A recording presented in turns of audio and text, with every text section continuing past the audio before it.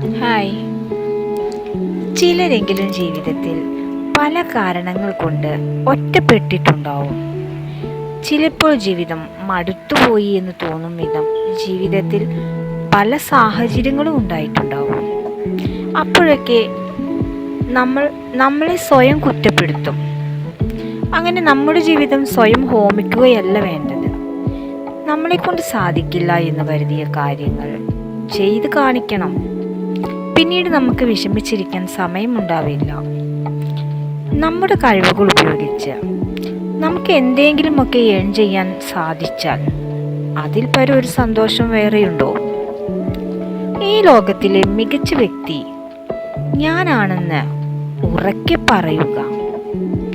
തോറ്റുപോയി എന്ന് വിചാരിക്കുന്നിടത്ത് നിന്ന് തുടങ്ങുക, വിജയിക്കുക. All the best. Thank U.